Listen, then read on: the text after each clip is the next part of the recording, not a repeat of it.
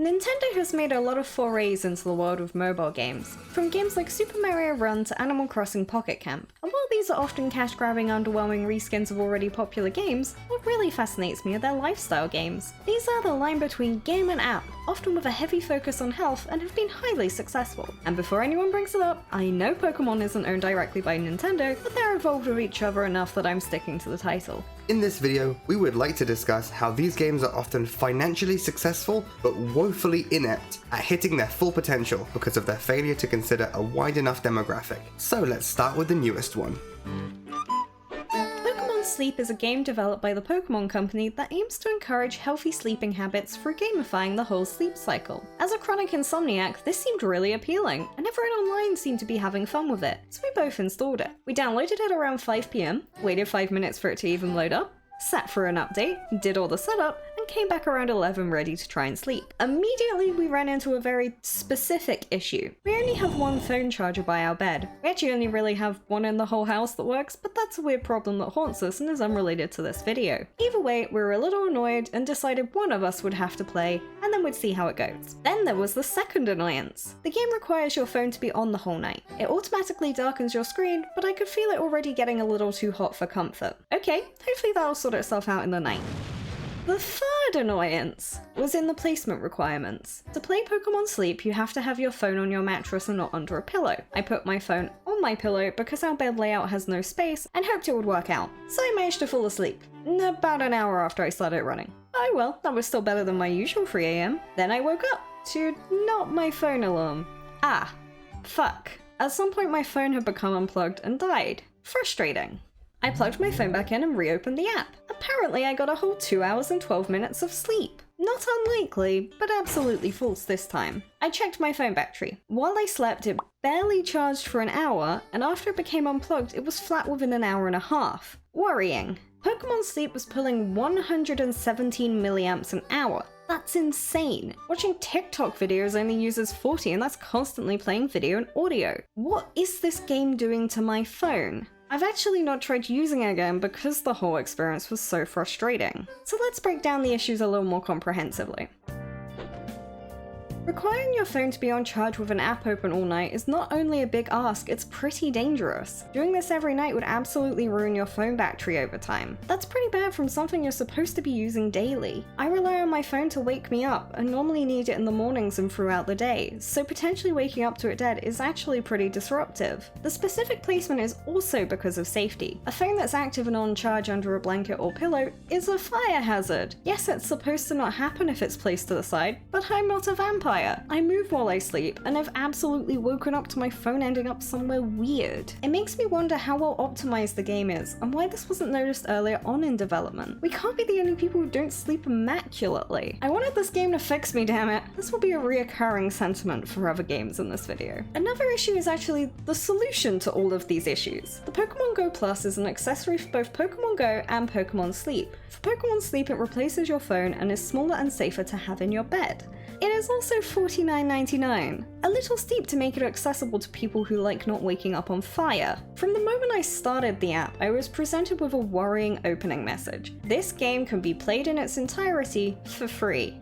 Yes, this game has microtransactions, and a battle pass. Kinda. I know it's aimed at adults, but there's always something a little unnerving about seeing Pikachu trying to get money out of me. I also found it a little too stimulating for an app I'm supposed to use before bed. Pop-ups and constant conversations and tutorials to read make it an oddly unrelaxing experience. There's also a very long launch time. I'm supposed to use this app before bed. I don't want to spend 60 seconds staring at a loading bar. What if I fall asleep before I hit start? What if I get annoyed and close it? These are questions I wish they had asked during development. I feel like at this point my ideal Pokémon Sleep game is a glorified alarm clock. When I reopened it to check some things for this video, I was presented with yet another update. I get it's early days and a million users will dig up more bugs than a QA team with a handful of testers, but for a game this simple I don't want to spend more time watching loading screens than I'll spend playing the game itself. I also take issue with its approach to the health elements of sleep. The game claims 8.5 hours is the ideal maximum of sleep for an adult, but most studies put this number an average of 6 to 8 or so.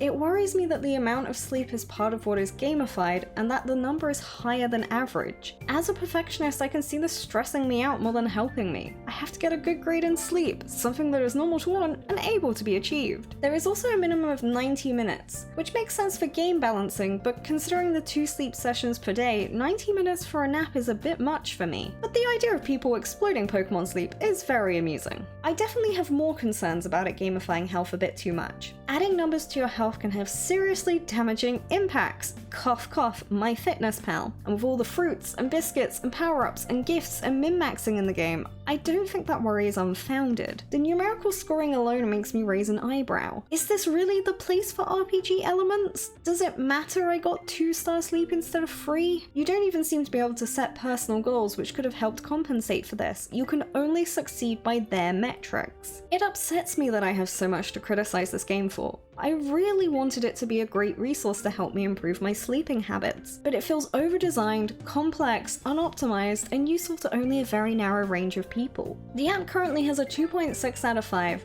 and a lot of people are unhappy. Some complaints include the game shutting in the night ruining their sleep data, low frame rate, an exhaustingly long tutorial, and one person actually felt the 2 sessions a day was an annoyance as their sleep schedule often bled across midnight and it made it unusable for them. It's nice to know it's not just us who found it hard to use practically, and of course there's an element of bias to reviews, but it's a little sad that the Pokemon company didn't consider anyone except mildly affluent professionals for this game. Even if you don't buy Pokemon Go Plus, having a bed you can leave your phone on, having a house with 1 or 2 sockets by that bed, and having a good enough phone are all hard limits on this game's accessibility. I don't want to be all negative, so let's look at the positives. If you can get it to work within your lifestyle, it could be a great way to encourage healthy habits around sleep, and I appreciate the ideal behind it even if the execution leaves a lot to be desired. The game is also really cute to look at, and has a really nice art style, very gentle and easy on the eyes. I was actually surprised when the developer came up and I recognized them. I was even more surprised when I discovered I'd played every single game they had on their website. Mind you, that's only 3 games, but still, they're doing good stuff. Mostly I think there's a positive in its potential as a lifestyle app. If it didn't destroy my phone, I'd love it much more. I hope they continue to add to it and improve it over time so it can become the game it could be. Of all the games in this video, this was the one I was most devoted to. As an avid walker and someone with a brain full of little guys, Pikmin Bloom was the ideal game. You walk around and plant flowers in an AR version of the world. You collect seeds to grow Pikmin by walking X amount of steps like a Pokemon egg, and set them on pilgrimages to their birthplace to collect gifts. I adored this game. I would walk around in circles to get the steps in and had so much fun with it. You get to name your Pikmin and send them on errands to collect fruit that spawn in the area, just like in the video games. There are postcards you can send to friends from the places you've been, and adorable alternate costumes for your Pikmin. We devoted our life to walking around to help support our Pikmin. At the time we both worked near each other and chose the hours-long walk home instead of a 20-minute bus ride, just to see our Pikmin smile. But we no longer play Pikmin Bloom. As with Pokemon Sleep, this one is hell on your phone's battery. The constant need for location data for certain features and not always registering your steps outside the app led me to religiously carrying around a battery pack and charger on me at all times. The need for mobile data or Wi-Fi was also an inconvenience. It didn't use much, but the fact it always needed the network connection was frustrating at times, especially if we walked too far from civilization or had run out of data. Speaking of data, my data plan is especially bad, with only 4 GB of data a month. And I need that to live. We've been known to get lost in southeast London at 3 AM before, so I can't really be wasting my data on my little Pikmin, even if I wanted to. And if you're about to comment that I should upgrade, ha ha ha ha ha, feel free to subscribe to our Patreon so I can. Location was a personal gripe. I never turn on my phone's location. It makes my phone feel heavy and weird, and I don't like it, but I was willing to do it for my boys. There were also microtransactions, but the core gameplay loop was mostly unaffected. Additional storage and boost items were the main ones, as well as some cosmetics for your avatar character to wear. As it's an AR game, your actual location was a limitation. Certain areas have more Pikmin locations than others, which normally meant we'd go the same routes to get them. The flower planting countered this a little, encouraging you to take different routes to fill in the map with more flowers. But with how unreliable the GPS could be, it wasn't the best remedy. Occasionally there would be timed events events that required a certain number of steps a day or a week, which was fun if you had the time, but sometimes life got in the way and you'd fail through little fault of your own. A nice idea, just not the easiest for working adults. At one point I went to France, and also played Pikmin Bloom. When your Pikmin grows to its adult stage, it goes on a pilgrimage back home to bring back its special design. I got super unlucky and all my French Pikmin reached adulthood back in England and had a very long journey ahead of them. I think it was something ridiculous like 140 hours there and back. The times were roughly the average walking speed of an adult. Their little legs clearly go fast, but it does make the travel element of the game an annoyance if your timing isn't right. So why did we stop playing Pikmin Bloom? It was a combination of things, but at the time my phone had a weird bug where if the battery was under 50%, it could crash when opening apps. Are you serious right now, bro? Or whenever it felt like. So it was exhausting to go out and have my phone die and ruin my progress immediately. The constant reliance on a battery pack also made it a lot less casual and fun, but in general it just got a little boring. There were special Pikmin with hats you could get, but they required specific locations, so being a completionist was impossible. I don't live near an airport. Eventually it just became more hassle than it was worth to center all my walks around this game. I would get upset if the game inaccurately counted my steps or if I made less progress than normal. This was a game that seemed like it expected to span across years of my life, and that was a lot for me and my phone to commit to. This is the game I feel most positive towards, and I'm willing to accept a lot of the issues were very much on us, not the game design. But I'm also not so self-centered to assume I'm the only person in the world whose brain is a little sticky and whose phone is a little sucky. Nonetheless, I feel this is the closest a Nintendo lifestyle app has gone to getting it right. It's encouraging, but not overly critical, and your progress is shared across as much time as you need, outside of the community events. It's cute and simple, with only a few gameplay loops at play, so you don't feel overwhelmed. Pikmin are adorable, and you get to pet them and feed them nectar and make them happy. I love it. They deserve the world. Apparently there have been updates to improve battery and data usage, which is great, and they're adding new content frequently, especially now Pikmin 4 is out. The app has a 4.4 out of 5 rating, so it's a definitely strong and loved game. There seem to be some performance issues, and that slow load time is here again. But most people enjoy the game and find it a good motivation to walk. Inversely, I'd almost prefer this one to be a little more complex, but I can see how that could have equally turned me off early in the game. Good job, Niantic. Speaking of Niantic, damn, these guys really have the monopoly on AR mobile games about walking around and going to places. I played Ingress before it was cool, and it sucked, for no fault of their own. The gameplay of these games relies on incredibly niche local knowledge to add locations. In Pokemon Go, you have randomly generated Pokemon appear in the world for you to catch, but to get Pokeballs to catch them, you need to go to Pokestops, which correlate to real-world landmarks, if your town had any. There are also raids and gym battles and a whole host of other things I never really cared for, but other people really liked. I just wanted to catch as many Raptors as it took to destroy the local population so they'd stop appearing. I feel like I need to clarify that I really do love the Pokemon franchise, because I'm gonna complain even more about their games now. I started playing Pokemon Go day one. It was fun, it was exciting, it was the closest thing to world peace we'll ever get, and it was boring.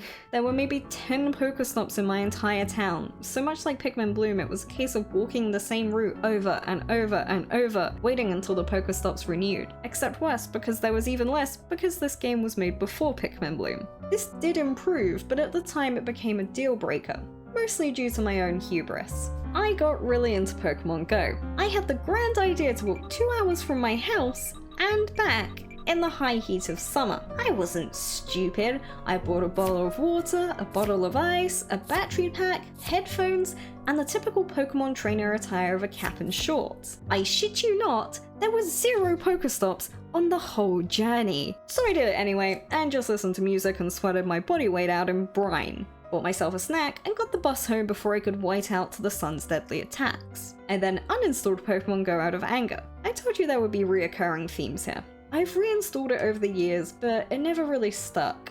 I think the problem is partially psychological and partially mechanical. A lot of these games are FOMO on crack, relying purely on convincing you if you don't do this right now, you'll never get this chance again. If you miss this Pokemon, it's gone forever, and unlike the mainline games, this means walking around in the real world and waiting for new ones to spawn, instead of twirling your analog stick in circles. To me, this isn't fun. I'm relatively immune to FOMO because I try to be aware of it, and I'm already stressed that the world will end and I'll live a life unlived. Gameplay loops like this just make me go, ah, and leave. This is a me problem, but I'm not the only person who feels this way. The psychological feeds into the mechanical as the game is set up to induce this in you. Resources are limited, encounters are limited, everything is scarce and frustrating unless you pay us just 99p just this one time. Things like the gym battles are built to make you on edge. You have to check to see if you've been usurped and then try and reclaim your place as king of the local Weatherspoons. Pokemon Go was also a slut for my phone's battery and sucked that bitch dry. Good for her. Bad for me. This is where my old friend data usage comes back. When Pokemon Go came out, I had even less data. Just 1 lonely gigabyte. I couldn't walk 15 minutes from my house without running out of data, making the game unplayable. Despite the game's 4.2 rating, a lot of recent reviews complain about new updates removing accessibility and making changes to core gameplay for balancing reasons. But to be fair, people have been writing articles about how the game's going downhill since the year it came out. But it was positive too, very positive. I had a lot of fun. I gave my contact details to a stranger in the park. The world felt gentle and kind and endlessly full of love and wonder. It was a global phenomenon as only pre-existing IPs could be. The AR elements felt futuristic and amazing, and it was like catnip for getting angsty teens to go out and be social. I knew people who would go on family Pokemon Go excursions together or who met friends through the game. It was so ubiquitous and beautiful that I truly think no other game has been or could be. Some kind of perfect storm of novelty, brand name recognition, and tapping into the part of the human brain that loves gimmick and anticipation. Pokemon Go was amazing, but it was awful. The core issue that all Nintendo lifestyle games seem to share is if you don't have a top-of-the-range phone with a fantastic data plan and you don't live in a city, you just can't join in. With all 3 of these, it was either location or phone quality that directly impacted our ability to play. And as always, that comes down to money. These games feel solely developed for upper middle class working adults who have the money to replace their phone when it catches on fire from Pokemon Sleep, or to buy an extra 20 gigabytes of data when you just need 5 more attempts to catch that Charmander. I would like to see these games developed for a wider range of people in a wider range of situations. The few solutions given are more money than I'm comfortable spending on an app to tell me where to go and when to sleep. But what about the non-lifestyle Nintendo mobile games? I hear you all clamour, typing out that, actually, the Pokemon Company isn't owned by Nintendo, it's its own entity. They own 33%. Well, may as well go through them as well, to really maximise the legitimacy of this video's title then. This is the list from their website, and is probably not exhaustive. MarioKart Tour. I played this a lot, then I didn't. It was a game, I guess? I appreciated it being vertical because horizontal phone games annoy me. I have small hands. 3 out of 5. The gacha on the cart parts kinda sucked and allowed for pay to win to creep in at higher levels. Animal Crossing Pocket Camp. I uninstalled this the day I got it. The combination of microtransaction hell, timers, and the fact I couldn't play it on the train because it needed a constant network connection made me immediately aware I was going to hate it. 1 out of 5. I wish I'd just put all the assets in New Horizons instead. Fire Emblem Heroes. I actually played this one pretty religiously, mostly because I am a slut for gacha and desperately wanted to roll Camilla. I even enjoyed the gameplay itself. This was my first and only Fire Emblem game. 4 out of 5. Just kinda got bored eventually. No one's fault. Super Mario Run. Never played. Don't want to play. I take specific issue with the lack of unique art direction, and endless running games are super uninspired as a format. 0 out of 5. Do better, Nintendo. So that's the long and short of Nintendo's foray into lifestyle games. Thank you for watching to the end. We have a Patreon if you'd like to support the channel, which gives you early access to videos as well as access to all the assets we make. We would really appreciate the support if you can give it. As always, subscribe and feel free to comment if you have strong opinions and are open to conversation. Bye bye!